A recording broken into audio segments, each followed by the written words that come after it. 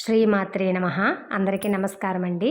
ఎలా ఉన్నారు? అందరూ బాగున్నారా? నేనైతే చాలా బాగున్నాను అమ్మ దయతో. మీరందరూ కూడా సంతోషంగా ఉండాలని, ఆరోగ్యంగా ఉండాలని కోరుకుంటూ సంతోషీమాత వ్రతం 13వ వారం ఇలా సింపుల్‌గా అమ్మని అలంకరించుకొని, నా స్తోమత కొద్దీ ఈ బుజ్జి తల్లినైతే పూజించేసుకున్నాను.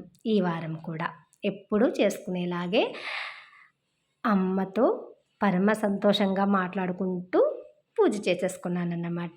చక్కగా ప్రతి వారంలాగే ఈరోజు కూడా ఏం కొత్త ఉంటుంది చెప్పండి? మనస్ఫూర్తిగా పరమానందంగా సంతోషీమాత వ్రతం సంతోషంగా చేసుకోవడమే. ఇదిగో రండి చూడండి మరి ఈ బుజ్జి తల్లిని. గారాల పట్టి చక్కగా బ్లూ కలర్ చీర కట్టుకొని మనందరికీ ఈ వారం ఇలా దర్శనమిచ్చిందన్నమాట బంగారు తల్లి. కళ్యాణ తిలకం దిద్దుకుంది బంగారు తల్లి. అభిషేకాలు జరిపించేసుకుని అలంకరించుకునేటప్పటికి నవ్వులు వచ్చేసింది బుజ్జి తల్లికి. ఇంతకు ముందైతే నేను గురువారం రోజు అభిషేకం చేసేసేదాన్ని అన్నమాట అమ్మకి. అంటే మనకి అలంకరణ అనేది లేట్ అయిపోతుంది, పూజ అది లేట్ అయిపోతుందని చెప్పేసి. తర్వాత ఎందుకో నాకు మనసుకి అంగీకరించలేదు. లేదు అమ్మకి శుక్రవారం అభిషేకం అంటేనే కదా చాలా ఇష్టం, మనం అలాగే చేద్దామని చెప్పి అప్పటి నుంచి ఇక శుక్రవారం రోజే అభిషేకం చేసుకుని అలంకరిస్తాను. పూజ లేట్ అయినా పర్వాలేదు అని చెప్పేసి. నాకు పూజ లేట్ అయ్యేటప్పటికైనా మందారాలు పూజేస్తాయి, అన్నీ నాకు కరెక్ట్గా సమయానికైతే సరిపోతాయి అన్నమాట. ఇందుకో ఇలా అభిషేకాలు చేసుకుని చక్కగా అలంకరించుకుని కూర్చుంది. ఈరోజేమో అమ్మ తులసిమాల వేసుకుంది. చెట్టు నిండా చాలా గుబ్బురుగా తులసి ఆకులు అయితే బాగా విరబూసి చాలా పచ్చపచ్చగా బాగుందన్నమాట. సరే అమ్మకి అలా వేద్దాము అని చెప్పి అలా తులసిమాల కట్టి వేశానన్నమాట. బాగుంది కదా బుజ్జి తల్లి ఇలా బ్లూ కలర్ చీరలో ఏదో సింపుల్గా అలా చేసేసుకున్నానన్నమాట. ఈ వారం సంతోషీమాత వ్రతం 13వ వారం ఇలా జరిగిపోయింది. మళ్ళీ మనం చాలా జాగ్రత్తగా ఉండాల్సిన సమయం వచ్చేసిందండి. కరోనా స్ప్రెడ్ అయిపోతుందంట, మరి ఎక్కువగా వచ్చేస్తుందంట మళ్ళీ కూడా. ఇంకా ఏం బాధలు పడాలో ఏంటో ఈ కరోనాతో. కానీ మన వంతు మనమైతే జాగ్రత్తగా ఉండాలి. అంతేకాకుండా ఆహారంలో కూడా మన శక్తిని మనం అంటే మన పోషక విలువలను పెంచుకుంటూ రోగనిరోధక శక్తిని ఏదైతే పెరుగుతుందో ఆ ఆహారాన్ని తినడానికైతే మనం ప్రయత్నం చేయాలన్నమాట.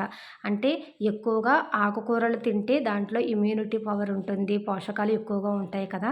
వారంలో ఒక 2-3 రోజులైతే ఆకుకూరలు తినచ్చు. అంతేకాకుండా ముడి దినుసులు కూడా ఎక్కువగా తీసుకోవడానికి అయితే ప్రయత్నం చేయొచ్చు. అంటే ఇప్పుడు శనగలు ఉంటాయి కదా, గుగ్గుళ్ళు అంటారు, శనగలు తీసుకోవచ్చు, కారామణి తీసుకోవచ్చు, అదే బీన్స్ సోయా బీన్స్ అంటారు కదా, సోయా బీన్స్ తీసుకోవచ్చు.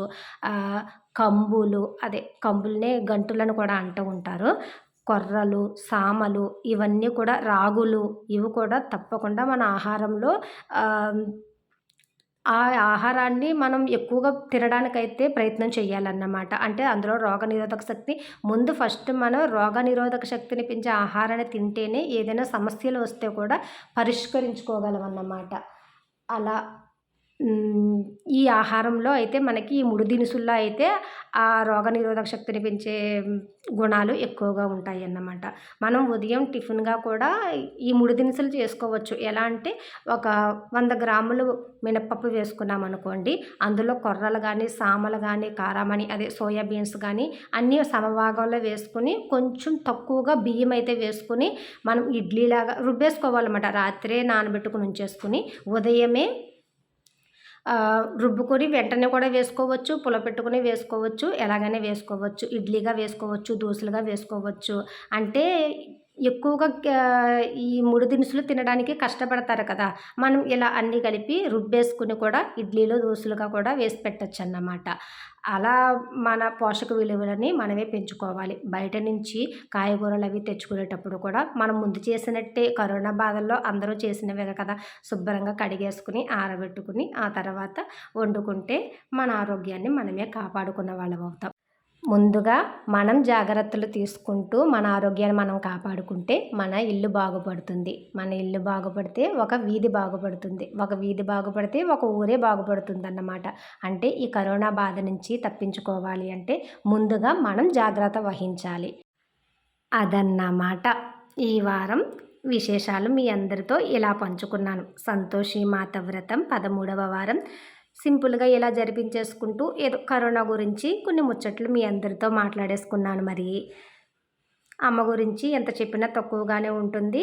అమ్మ కోసం ఎంత చేసినా తక్కువగానే ఉంటుంది. అందుకే ఎప్పుడూ చెప్తూ ఉంటాను, అమ్మతో నా అనుబంధం, అమ్మ సేవకి నా జన్మధన్యం, అమ్మ పాదాలకు సర్వం అంకితం. శ్రీమాత్రే నమః.